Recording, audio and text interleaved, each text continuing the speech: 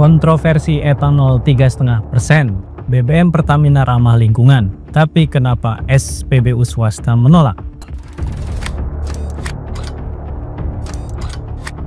Pertamina kini sedang menghadapi pertanyaan besar. Pemerintah menyebutnya langkah hijau, mencampur bahan bakar minyak dengan etanol 3,5% untuk menekan emisi karbon. Tapi justru kebijakan ini membuat SPBU swasta menolak membeli base fuel Pertamina. Mereka menganggap bahan bakar bercampur etanol ini malah menimbulkan masalah baru. Lalu, mengapa Pertamina memakai etanol? Apakah benar kebijakan ini ramah lingkungan? Dan kenapa justru industri swasta enggan mengikuti? Sebelum masuk ke kontroversinya, kita perlu memahami dulu istilah yang sering muncul, base fuel. Base fuel adalah bahan bakar dasar sebelum ditambahkan zat aditif atau campuran lain. Di Indonesia, Pertamina memproduksi dan mengimpor base fuel yang menjadi bahan baku untuk Pertalite, Pertamax, dan jenis bensin lainnya. Sejak tahun 2023, Pertamina mulai menambahkan etanol hingga 3,5% ke dalam base fuel-nya. Etanol sendiri adalah alkohol yang bisa dihasilkan dari fermentasi tebu, singkong, atau jagung, yang ini juga sering disebut sebagai bioetanol. Ide dibaliknya sederhana, mengganti sebagian komponen minyak fosil dengan bahan nabati agar emisi gas buang lebih rendah. Dengan kata lain, ini adalah bentuk dari transisi menuju energi hijau atau green energy transition yang sedang didorong oleh pemerintah. Pemerintah Indonesia memang sudah berkomitmen melalui program Net Zero Emission 2060. Salah satu strateginya menurunkan emisi di sektor transportasi sebagai penyumbang hampir 30% emisi nasional. Karena itu, melalui Kementerian ISDM, pemerintah meluncurkan program Biofuel Mandatory yang mencakup dua hal. Pertama, biodiesel, yakni campuran solar dengan minyak sawit, dan bioetanol, yakni campuran bensin dengan etanol nabati. Secara teori, setiap 1% etanol yang dicampur ke bensin bisa menurunkan emisi karbon dioksida hingga 0,5 sampai 1%.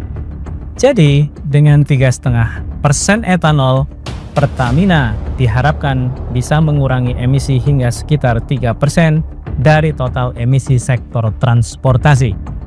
Masalahnya muncul di sini, produksi etanol dalam negeri belum cukup. Data Kementerian ISDM menunjukkan kapasitas produksi bioetanol nasional hanya sekitar 40 juta liter per tahun. Sementara kebutuhan untuk blending Pertamina bisa mencapai 200 hingga 250 juta liter per tahun. Artinya, sekitar 80% kebutuhan etanol harus diimpor. Negara pemasok utamanya adalah Thailand, Brazil, dan Amerika Serikat. Berdasarkan estimasi sektor energi, biaya impor etanol mencapai sekitar 7 hingga 9 triliun rupiah per tahun tergantung harga internasional. Jadi walaupun niatnya untuk mengurangi ketergantungan pada impor minyak, nyatanya Indonesia malah beralih mengimpor etanol, produk baru yang juga tidak murah. Karena etanol sebagian besarnya harus diimpor, biaya produksi Pertamina juga naik. Blending etanol ke base fuel memerlukan sistem penyimpanan dan pengiriman khusus. Karena etanol mudah menyerap air dan tidak bisa disimpan lama di tangki logam biasa. Diperkirakan setiap liter base fuel bercampur etanol menambah biaya produksi sekitar 150 hingga 250 rupiah per liter. Dengan volume konsumsi harian Pertalite dan Pertamax mencapai lebih dari 90 juta liter per hari, tambahan kecil itu berarti biaya miliaran rupiah setiap hari bagi Pertamina. Jadi meski secara politik ini tampaknya seperti kebijakan hijau, tapi secara ekonomi masih berat dan mahal. Lalu, apakah benar bensin bercampur etanol lebih ramah lingkungan? Secara teori, iya. Etanol memiliki kandungan oksigen yang lebih tinggi, sehingga pembakaran di mesin lebih sempurna dan mengurangi karbon monoksida serta partikulat halus lainnya. Namun, etanol juga memiliki kandungan energi lebih rendah dibanding bensin murni. Artinya, kendaraan perlu membakar sedikit lebih banyak bahan bakar untuk menempuh jarak yang sama. Disinilah muncul dilemanya, pengurangan emisi di satu sisi, tapi efisiensi energi yang menurun di sisi yang lain. Ketika Pertamina mulai memasok base fuel bercampur etanol 3,5%, SPBU swasta kemudian menolak membeli bahan bakar tersebut. Ada 3 alasan utamanya. Pertama adalah alasan yang teknis. Etanol bersifat higroskopis. Ia mudah menyerap air dari udara. Dalam sistem penyimpanan BBM di tangki bawah tanah, air bisa bercampur dan menurunkan kualitas bahan bakar. Hasilnya, oktan bisa turun, mesin bisa knocking, dan resiko korosi meningkat. Bagi SPBU swasta yang menjual BBM premium dengan standar yang ketat, ini dianggap tidak aman secara kualitas. Kedua, alasan logistik. BBM beretanol memerlukan rantai distribusi yang terpisah dari bahan bakar biasa. Sementara infrastruktur di Indonesia belum siap. Terminal BBM-nya, truk tangkinya, hingga SPBU-nya perlu dimodifikasi. Biaya ini tidak kecil, dan SPBU swasta tidak mau menanggungnya. Ketiga adalah alasan bisnis dan reputasi. SPBU swasta membangun citra dengan menjual bahan bakar yang dianggap lebih bersih dan efisien.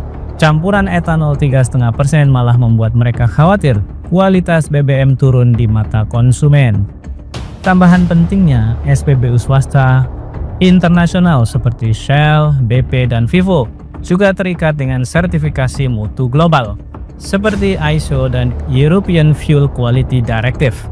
Sertifikat ini menjamin bahwa bahan bakar yang mereka jual harus memenuhi standar emisi, efisiensi, dan keamanan global. Jadi jika mereka menjual BBM yang tidak sesuai dengan spesifikasi, sertifikat itu bisa dicabut dan citra mereka sebagai merek global juga akan rusak. Karena itu, menerima base fuel yang tidak sesuai standar internasional bisa menjadi resiko, reputasi, dan hukum sekaligus. Itulah mengapa mereka lebih memilih tidak memilih base fuel Pertamina sama sekali. Menariknya, meskipun Pertamina sudah menambahkan etanol, BBM dari SPBU swasta seperti Shell atau BP atau Vivo justru dianggap lebih ramah lingkungan. Alasannya sederhana, standar kualitas bahan bakar. Pertalite milik Pertamina memiliki RON 90, sementara produk swasta rata-rata punya RON 92 hingga 95, bahkan lebih tinggi. Semakin tinggi RON, semakin efisien pembakaran dan semakin rendah emisi karbon per kilometer. Meskipun Pertamina memakai etanol, secara teknis, emisi total kendaraan yang memakai BBM swasta bisa lebih rendah karena kualitas dasar bahan bakarnya yang lebih baik. Dalam konteks ini, hijau bukan hanya soal bahan campuran, tapi juga soal mutu pembakaran. Kini kebijakan ini masuk ke titik yang genting. Pemerintah melalui Menteri ESDM menolak menambah kuota impor bagi SPBU swasta. Alasannya untuk menjaga neraca perdagangan dan memperkuat industri nasional. Tapi di sisi lain, SPBU swasta juga menolak membeli base fuel Pertamina yang mengandung etanol. Akibatnya, jika ini terus terjadi, pasar bahan bakar Indonesia terjebak di persimpangan. Pemerintah ingin hijau tapi mahal dan tidak efisien, swasta ingin efisien tapi tidak diberi izin impor. Jika kebutuhan ini terus berlanjut, ancamannya jelas. Pasokan BBM bisa terganggu, harga bisa naik, dan konsumen yang menanggung akibatnya. Yang lebih berbahaya, masa depan bisnis SPBU swasta berada di ujung tanduk. Beberapa investor asing mulai menahan ekspansi karena kebijakan BBM nasional dianggap tidak konsisten dan sulit diprediksi. Potensi penutupan ratusan SPBU swasta di berbagai daerah atau bahkan ribuan sangat mungkin terjadi. Saat ini sektor SPBU swasta mempekerjakan lebih dari 15.000 pekerja langsung, belum termasuk tenaga distribusi dan logistik. Artinya, ribuan orang bisa kehilangan pekerjaan jika investor memutuskan hengkang dari Indonesia. Beberapa laporan menyebutkan sebagian SPBU asing sudah menunda investasi baru senilai ratusan juta dolar karena tidak ada kejelasan soal pasokan bahan bakar. Dengan kondisi seperti ini, iklim persaingan sehat dalam sektor energi nasional bisa mati perlahan, meninggalkan Pertamina sebagai satu-satunya pemain, tapi tanpa tekanan inovasi dari sektor swasta. Jadi etanol 3,5% mungkin tampak sebagai solusi hijau, tapi di baliknya ada rantai panjang persoalan, dari impor yang mahal, infrastruktur yang belum siap, hingga konflik antara Pertamina dan swasta. Energi hijau memang masa depan, tapi tanpa kesiapan industri dan transparansi kebijakan, yang hijau bisa berubah jadi abu-abu. Pertanyaannya bukan lagi apakah etanol itu baik, apakah kita siap menggunakannya dengan benar. Ini bukan soal campuran bahan bakar, tapi soal campuran kepentingan antara hijau di atas kertas dan hitam di dalam tangki.